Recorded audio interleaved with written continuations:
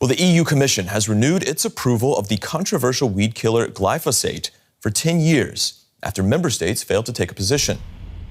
The executive said EU rules forced it to act after too few member states responded to its proposal to extend the approval, which was set to expire in December. The EU says it's adding new restrictions for use of the chemical, which is the active ingredient in Roundup, a weed killer made by German agrochemicals firm Bayer. All right, let's go to Rosie Burchard in Brussels. Rosie, first remind us why this debate over this weed killer has been so bitter in recent years. Stephen, the glyphosate has been the subject of political and even scientific controversy for years now, and that's because simply different agencies say different things about this active substance. While the World Health Organization says that glyphosate is probably carcinogenic, the European Food Safety Authority has conducted a major review of hundreds of studies over the past few years, and it said that it had found some data gaps, but overall it says it identified no critical areas of concern that would be a barrier to renewing the EU's approval for this. And that's the basis on which the European Commission, that's the EU's executive, has chosen to extend this renewal. And you can imagine, therefore, that this has prompted quite a mixed response. While on the one hand, we've had some farming and agriculture organisations welcoming this, saying they had no real alternative here, and they say to the science. There's also been a welcome from Bayer, the German company, which is a major producer using this active substance. On the other hand, we've had environmental campaigners, notably Greenpeace, saying this is a very sad day for Europe in their description. So both sides, interestingly here, pointing to and drawing on the science, but drawing entirely different conclusions and assessments. The Commission made this move after too few member countries actually took a position on the issue. Why did it really turn out this way?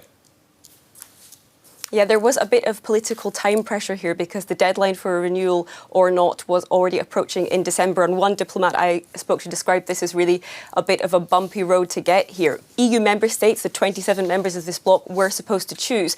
But in this decision-making, we see really the limits of the European Union's political arithmetic here, because while there was a majority, most EU countries backed this, there was not a qualified majority. So that's a majority based on not only the number of member states, but also the size of the population that they represent. And what I've been told is that major EU heavyweights, France and Germany, both abstained in this vote. The European Commission, the EU executive, therefore says its hands were tied and that it was forced to intervene. It says it would not have liked this. It would have liked this to go another way, that member states themselves made the decision. That was not the case. So, of course, mixed responses around embassies and diplomatic circles here in Brussels today as well.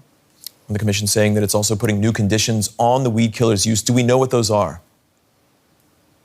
Yes, absolutely. The European Commission says that it will ban the use of glyphosate as a pre-harvest desiccant, so that's as a drying substance. It's also asking member states to improve measures to protect wildlife, so animals and plants that are not the subject of glyphosate. They also say they've struck a balanced approach by only renewing this for 10 years. It might seem like a long time, but they could have opted for longer. And the European Commission, the EU's executive, says that if new evidence emerges about the harms or potential harms linked to this active substance, that they will amend their approval accordingly. Rosie Burchard in Brussels, thank you very much. Glyphosate was developed in the 1970s and has since become the most widely used pesticide in the world. The best-known commercial product that contains it is the weed killer Roundup. The World Health Organization has concluded that glyphosate is probably carcinogenic to humans. In the EU, its use is regulated, but the bloc's Food Safety Authority has decided the evidence of risk isn't clear enough to ban the chemical. We have now assessed the substance twice in a relatively short period, and each time coming to the same conclusion. Having weighed up these factors, the Commission considers that a 10-year renewal of approval is appropriate.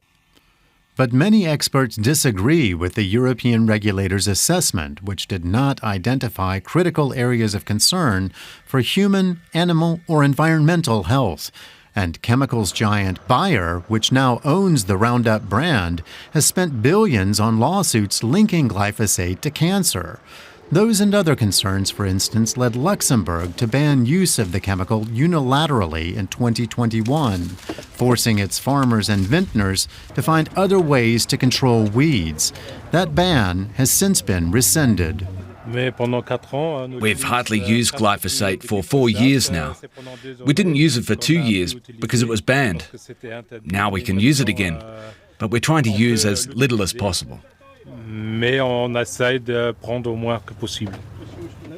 Critics also emphasize that widespread glyphosate use likely has a major impact on biodiversity because it kills plants that insects and other animals depend on for food and shelter. But EU regulators insist that the available information on the issue still doesn't allow firm conclusions to be drawn. An uncertainty that fed into the decision to allow Europe's farmers to continue using the controversial herbicide for 10 more years.